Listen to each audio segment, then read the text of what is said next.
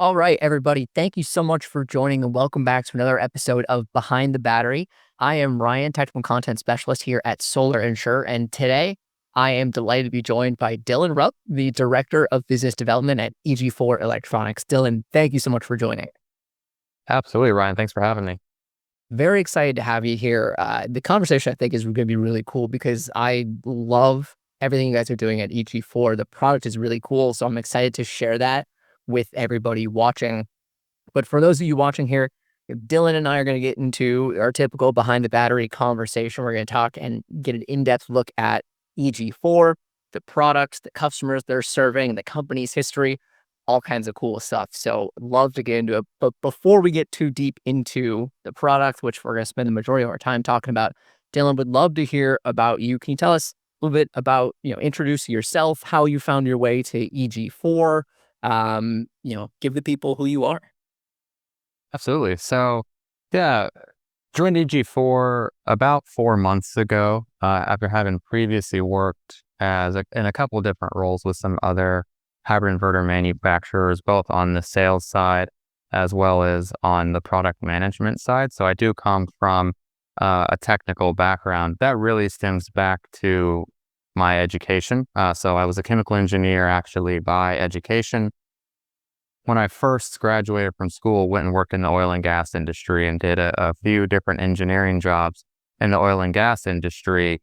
However, I wasn't the best coworker probably in retrospect, because I would always sit there and tell all of my coworkers how what we were doing was antiquated and how the future of energy was renewable energy and solar, and how these technologies were so neat. And so eventually, I just got to the point where I recognized that as much as I talk about it, as interested as I was in it, I really should make an honest effort to pursue a career in it. And so, kind of with no real leads, left my job at that oil and gas company and went and basically started out as a technical support specialist with a residential hybrid inverter manufacturer, and then kind of found my way into some of those other roles. So it's been a fun journey, and it's let me see, I'd say, every part of these residential energy storage manufacturers' businesses, from the support level all the way up through kind of the high level sales conversations that do happen at a business development level. It's so cool. I love that you have kind of done all of those levels. I think much like a lot of people say that, everyone should work retail or everyone should wait tables at some point. Like, I think everybody who's in solar or, you could push that out to a bunch of interviews, should work technical support, because you get just such a better appreciation and a really deep understanding of the product. I've done that myself. I also love that you started in oil and gas and kind of always opined for renewables. I had the same experience. I worked for like a farm supply company and would talk about windmills all the time. And all the people I worked with were like, dude, what are you talking about? So I love it. That is the experience. But as far as EG4 gets into, then tell me a little bit about the company's history. How did EG4 come to be, and what inspired you guys to enter into that battery space? EG4 has a pretty interesting history in their own right. So EG4 is for your listeners who have no familiarity, we're a energy storage system manufacturer based out of Sulphur Springs, Texas. Now, for those who aren't interested or who aren't familiar with Texas, Sulphur Springs is a town about 90 miles east of Dallas, Texas. So it is a fairly rural community that we are headquartered in, and that we were started in. And those roots really drive what our mission is today. So our founder, a gentleman named James Showalter, back in 2017, 2018 timeframe, was doing solar energy installations for customers in this community. He's from Sulphur Springs, Texas. And he was operating in a lot of co-ops and energy providers who didn't offer any kind of net metering or buyback for their customers who were opting for self-generation. And James quickly saw that in order for him to be successful, he was going to have to pair storage with these systems. Now, mind you, this was at a time where storage was 3 to 4 times the cost of what it is today. And so it was difficult for him operate in that environment to put together a competitively priced system that was affordable for the demographic he was serving. And so James is a very resourceful guy. He started going on online liquidation sites or eBay or whatever the case was, and buying up assets at much lower cost than you would pay through traditional distribution. Eventually, he got so good at that he recognized there was a business to be had doing that for others. And so he opened a distribution company called Signature Solar. Now, through that time with Signature Solar, he recognized that there was an opportunity to have an in-house brand. And the in-house brand that he started first as batteries only to be paired with third parties inverters was a brand called EG4, EG4 standing for Energy Generation for Everyone. So the brand had so much success that pretty quickly it grew too large to be a part of the distribution business that James was running.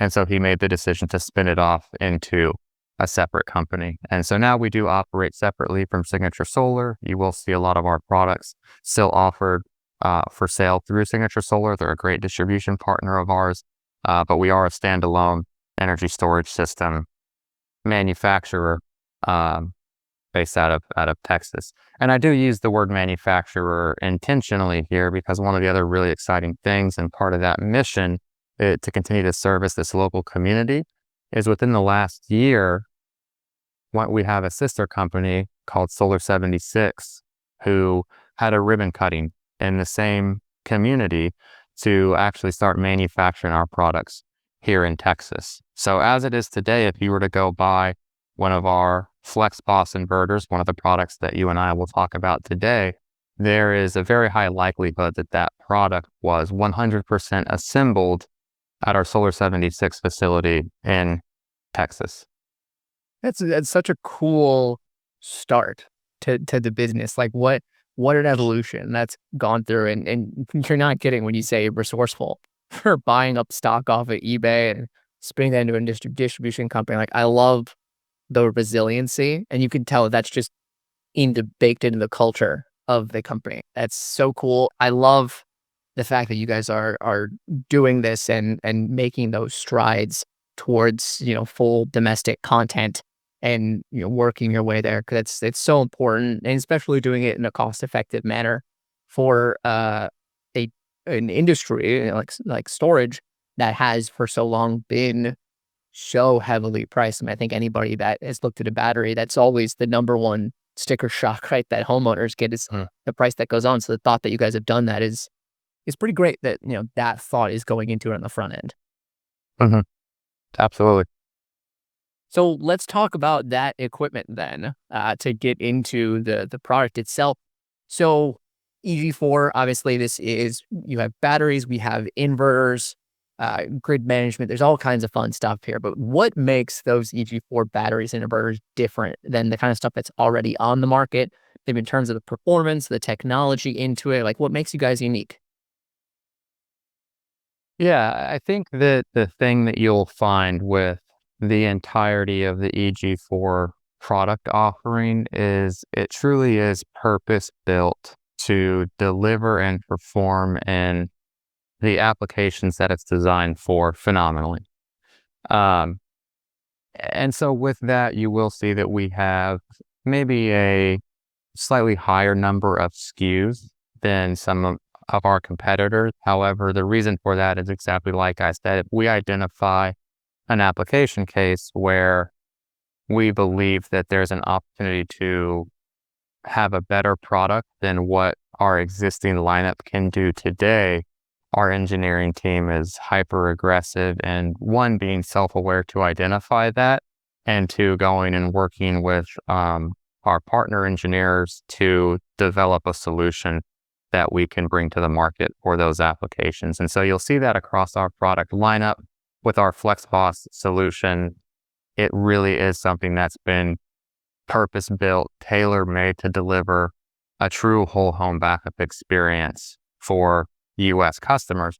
That said, we have other products like our XP line of inverters that are off-grid dedicated inverters, and they have some very key features and functionalities that have been purpose built again to enable that off-grid lifestyle for customers that do want to undertake that application case. And so um, it does enable our system to be very powerful within the application that it's deployed in.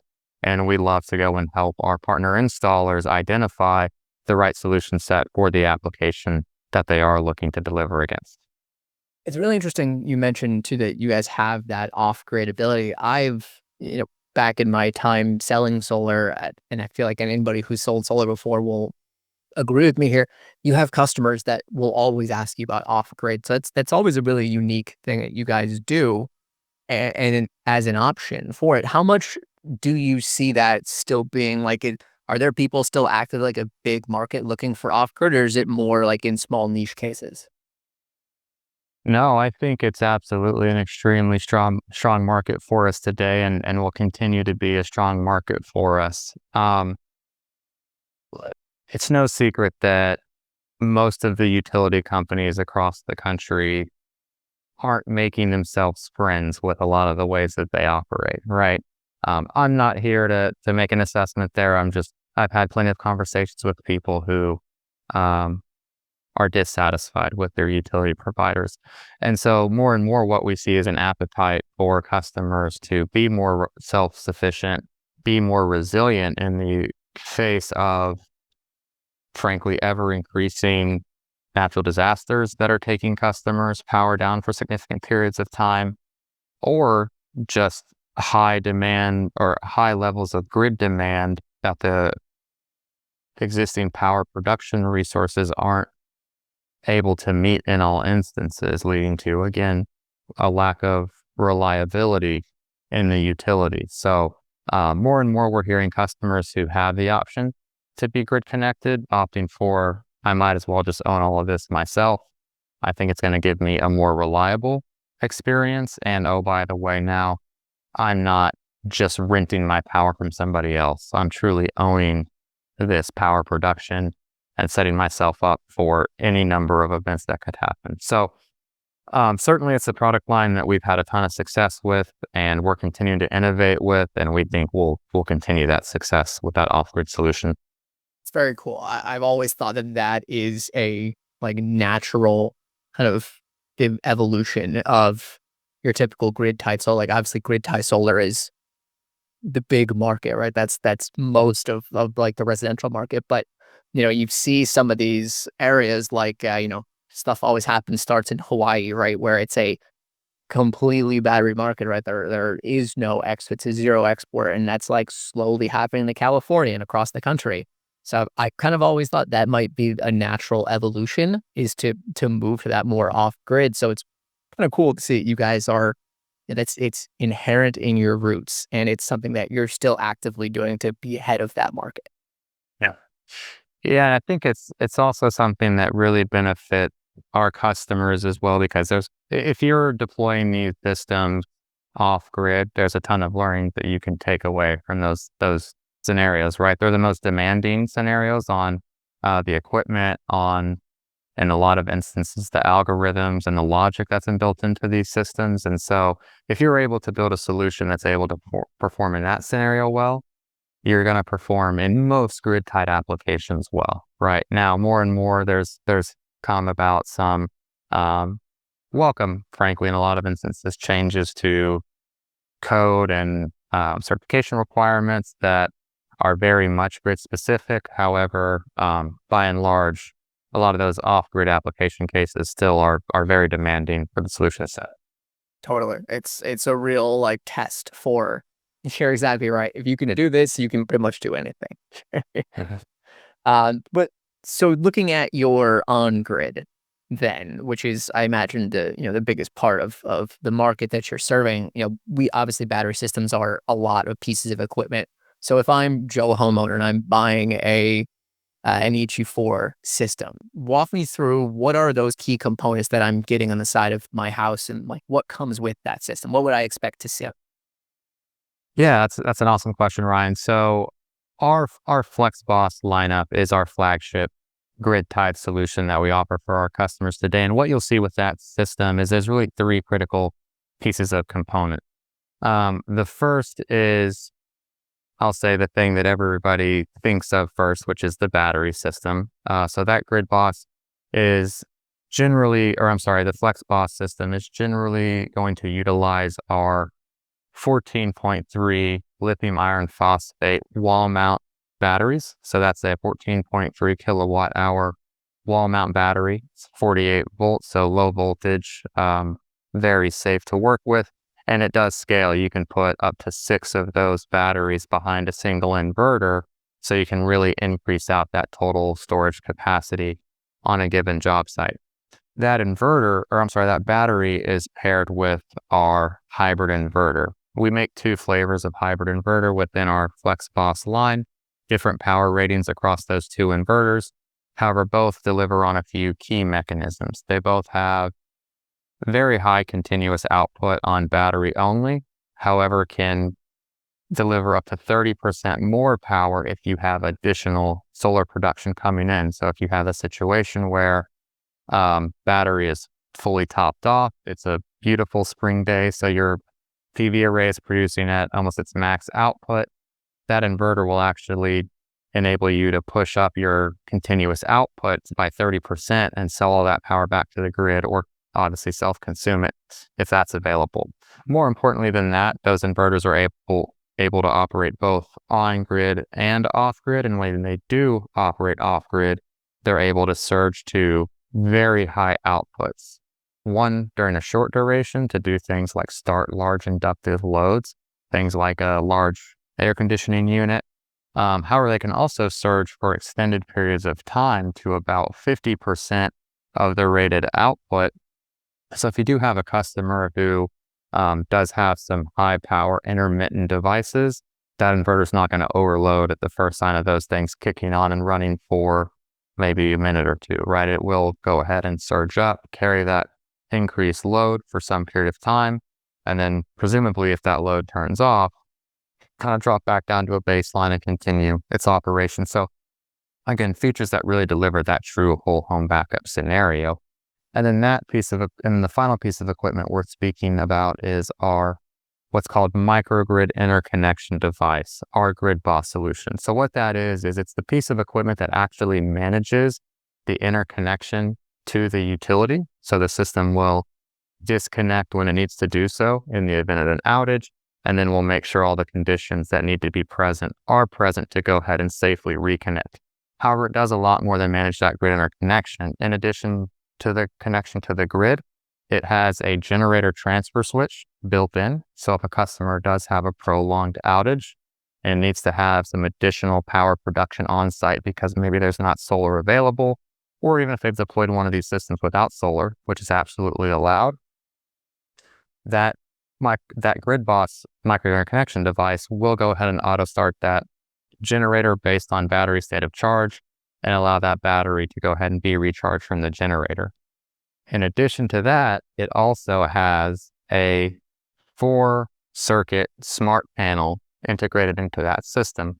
So customers are able to go ahead and dedicate up to 4 very high powered loads that it will support that we can intelligently manage in a grid down scenario, or even when grid tied, to go ahead and optimize performance around the system. And what that does for you, Ryan, by having that smart panel functionality built into that system, is it enables customers to effectively have a system that performs like it's a 30 to 40% larger battery than if you don't have any load management, right? Because we're able to go ahead in a grid down scenario, turn off some of those loads that would otherwise just be consuming power without restriction, and ensure that they're only powered under the right circumstances to go ahead and power them. So those 3 pieces of equipment together build out that full FlexBoss line, and again, really deliver a very reliable, resilient, true whole home backup experience. Yeah, no kidding. I mean, there's a lot of pieces of equipment there, but you touched on so many different things that is what makes the whole EG4 system and the FlexBoss line so unique and so cool. I love, of course, the load shedding. Like that's a great statistic you threw out there, right? The 30 to 40% larger just by load shedding, because anybody who has a battery really doesn't realize the power draw you have from just small stuff that might be running. So, given that ability to dynamically shed that really does let people operate for much longer. And especially, a lot of times when you're using maybe emergency backup power, there's not grid or solar available. It's going to be during an outage, right? And you don't want some, random LED light on a tiny appliance or something like that you have just like sucking unnecessary power out of the battery if you're going to be down for a long time. Mhm. Yeah, absolutely. And I think what's really exciting with this solution and other smart panel technology, to be fair, but we're really starting to see more and more scenarios where that functionality can be leveraged while the grid is there even. So if you're in a market like Arizona, where you're starting to see pretty significant peak demand charges come into play, while the grid is connected even, you can tell the system if my battery is below some threshold, so I know I'm not going to be using that battery to power that high powered load, go ahead and shed that load during the peak period window, and then only turn it back on once that's passed, right? So we can just build a system, again, that's more reliable, more resilient for our customers in a number of different scenarios, and that generates a quicker ROI for them. Totally. I didn't even really think about that grid on type scenario too, but you make a good point that that is really super helpful for a homeowner to like, hey, we need to conserve energy because we know you're going to have to use these bigger stuff later.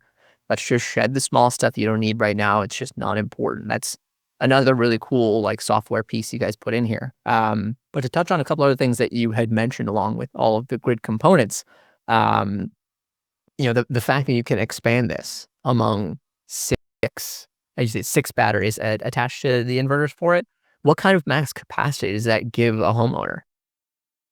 So six of our batteries will work out to a little over 80 kilowatt hours worth of storage. And there are schemes where which you would be able to add even more, kind of as was appropriate. We generally see customers, for a few different reasons, kind of max out there.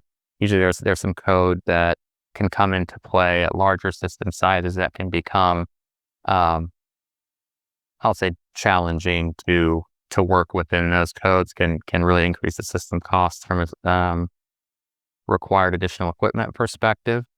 So 80 kilowatt hours is typically where we see customers draw the line. However, we can scale to larger where the scenario calls for it.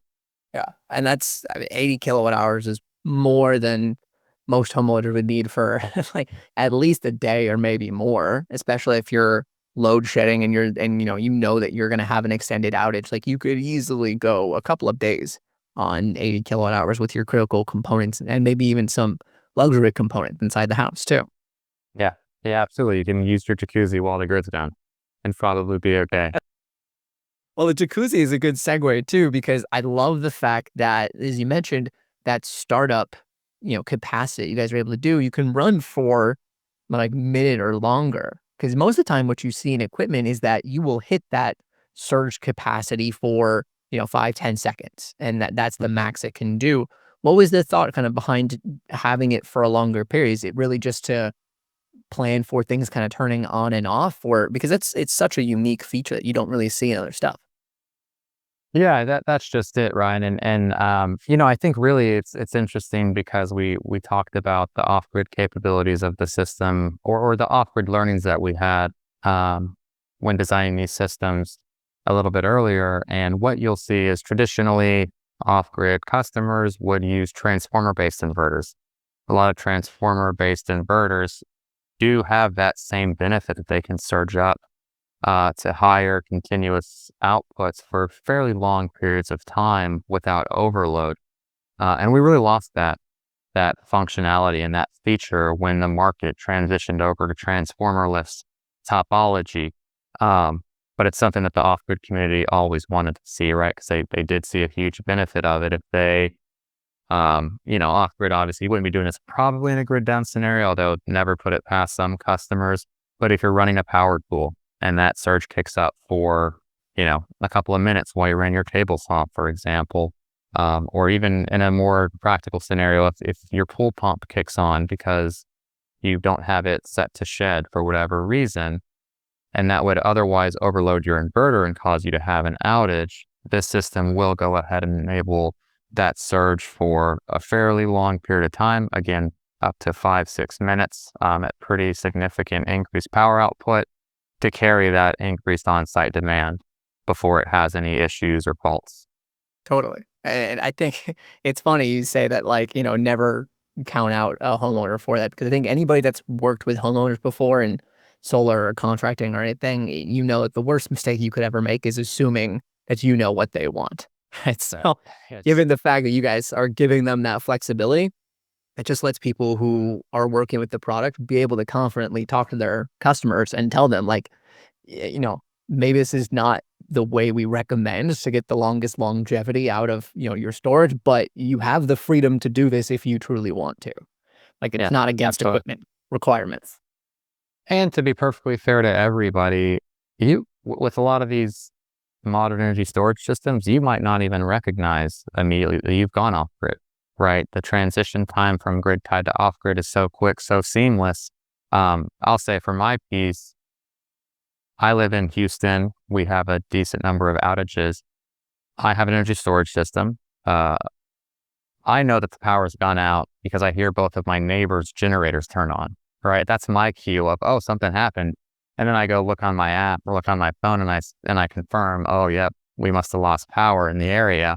But there's multiple times that I probably wouldn't have even recognized that we were off grid if not for my friendly neighbors' generators.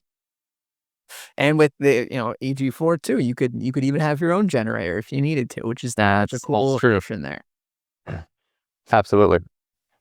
So, we've talked a lot about whole home backup. Obviously, that's a huge value driver for homeowners. I think if you're an energy storage system that is not implementing some sort of whole home backup, it definitely puts you a leg behind competition. Looking at the battery units when there's a max output at 140 amps, like that means that whole home backup, even with a single battery unit, is very capable, and well within reach for a lot of the homes that are out there. But looking at, like, the total expandability, what is that, max? If somebody really wanted to just load down, get everything, what is the total they could possibly do? Yeah. So our grid boss system, again, which has that 200 amp interconnection built directly into it, our grid boss product has 3 inverter ports built directly and enables you to parallel 3 inverters right at that grid boss. And for most customers, especially customers with a 200 amp service, that's more than enough power. That essentially gives you, frankly, almost 200 amps worth of continuous output from your inverter system. Jeez. However, our FlexBoss inverter can actually operate as a standalone device without that grid boss. It does have that same grid interconnection capability built into it. It's a smaller connection. It's a 90 amp connection, so generally not suitable for whole home backup, which is why we often like that grid boss in addition to those additional features it brings to the table. If you were to use just the FlexBoss inverter without a grid boss, we can actually parallel up to 16 of those devices to build out extremely large systems. And so we do have customers in some instances who might have a 3-phase service where we can leverage our solution set in a 3-phase interconnection. And I have a 3-phase service with very high power demands. And so I think we even have one customer who pushed up to, I think 18 or 21, I forget the exact number, in a 3-phase application. Technically not supported, but it did work extremely well. So very high power outputs can be supported depending on the nature of that project. Yeah, and that's just such a cool, also, too, technically not supported, but it's a great thumbs up for the company that's like, well, that's technically not supported because we're trying to be safe and make sure that your system is set up for longevity. It will work because we've built it the right way and it's resilient and robust. Yep, absolutely. Yeah.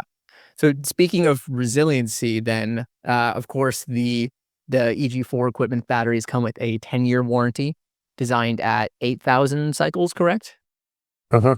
Yes. So what kind of testing goes into the equipment? And what are you guys doing to ensure that you are hitting that maximum, and what is the, like, at the end of the 10 years, what's the, capacity retention? Yeah. So I'll answer your first question, then I'll get to the capacity retention piece second. I mean, we have a few different things that we do in order to ensure product reliability in the context of that warranty period. Absolutely, we're going to perform halt testing, so highly accelerated life testing, where you put the system into extremely demanding application cases, discharge and charge at basically its peak allowable output and charge rate under very extreme conditions externally. Maybe at, the very peak of its rated temperature spec, and see how that system performs. Highly accelerated life testing is something that we absolutely do. We've also employed third-party engineering firms to bring in our product, tear them down, test them, give us some feedback on what they see as far as weak points, failure points, and how that system performs. And then we, of course, do self-testing for ourselves. So the company's not quite 10 years old, to be clear and fair. However, we do have a system in our lab that has been running essentially continuously. Well, there's a few systems that's the case, but since the product gets released, that thing gets installed in our lab and just sits there and charges and discharges, right? And we monitor kind of the performance of that system over time to see in a more extended time frame than what you're going to get with something like a traditional halt test, how does that unit hold up? And so all those things taken together, what you'll see with our warranty is it's a 10-year warranty. Um, we don't really put a max throughput as far as a part of our warranty as it exists today. Um, we do give guidance for kind of, optimal performance for longevity to really get to those 8,000 cycles, right? That 8,000 cycle, like all batteries, is dependent on certain use cases, certain temperatures, and charge discharge rates. However, we do generally see 70+% capacity at end of life based on the number of cycles that we recommend under those use cases that we recommend. That's fantastic. Yeah, I mean, that still gives people, even at the end of that warranty period, a ton of capacity that they know they continue using. And then, of course, with the relationship with Solar Insured, the Solar Insured certified providers can put on the SI30 warranties, get that 30-year warranty on the equipment as well. So it's really long-term coverage that's going to go in there too. But talking about SI30 too, I love hearing that you guys have built so much reliability into this and a lot of testing, because that is super important for a homeowner who's going to be researching what they're getting. They want to know that this is good equipment. And that's one of the reasons too that you guys are included on our approved vendor list to work with our equipment, because we know and we've seen that reliability, what you guys are putting into this, how you're designing it, so that we know this is a piece that's really designed for longevity and a ton of value over time. All right. Yeah. Yeah. Yeah. So I think our partnership with Solar Insure was a big milestone for us in that front as well, right? Where we really felt like having Solar Insure do the due diligence that your team does and come to the conclusion that this is a battery that we feel comfortable warranting for 30 years was something that we're extremely proud of, and incredibly excited to offer it as a solution to be paired with our energy storage systems. Yeah, we're very excited too. So you can feel it all around. I want to talk to you about retrofits, because retrofits are obviously a huge part of the market. We have our own specific warranty for retrofits. How does the EG4 battery integrate with existing systems? Like, is this something that somebody who already has solar could add on EG4? How does that work with you guys? Yeah, it's actually one of the markets that I would say we've had the most success with, and a lot of our first-time installers generally actually prefer this application case to use the EG4 product for the first couple of times. So one of the interesting functions of that grid boss that I didn't touch on before is that smart panel. Those 4 smart ports that are built into it can be leveraged. One of those inputs can be leveraged as an input for an existing grid-tied solar system, and it enables that system to go ahead and operate in an off-grid situation, it'll manage the power coming from that system to ensure that, of course, one, we're operating safely and would never sell that power back to the utility in a grid down scenario, but also that that power is able to be utilized to recharge the batteries, power the home, and then if it needs to be, to go ahead and turn off, and then we'll run off of that battery or whatever the case may be when that happens. From a value proposition, our solution set is really one of the most affordable retrofit applications. Even more important than that, it is far and away one of the most flexible solutions for retrofitting AC coupled, or I'm sorry, for retrofitting existing grid tied systems to energy storage system. Um, Not to pick on anybody, and I won't use anybody's name, but there are actually manufacturers of grid-tied inverters and energy storage systems that within their own brand, certain models won't talk to each other and certain models can't be paired with each other in a retrofit application. With our system, we'd say, hey, no sweat. Use our battery inverter, our hybrid inverter, and you can absolutely AC couple that existing solar install to our solution. So it is something that we do incredibly well, and we have a lot of installers who really like that application with the EG4 solution set. Yeah, and very cool. It just speaks to the adaptability because it sounds like too, it's not just a, yeah, you can add this on and use it. It's what your guys' equipment is doing is enhancing the system that it's being attached to, and not just, as an add-on thing. It's like it gives even more value to that in a retrofit scenario. Yeah, yeah, I think certainly, again, right, tailor built for certain applications, and this retrofit one was something that we identified as having a lot of importance for the market, especially those markets with high penetration today. You're seeing more and more, either because of utility rate decisions that have come down or just general reliability issues with utility power.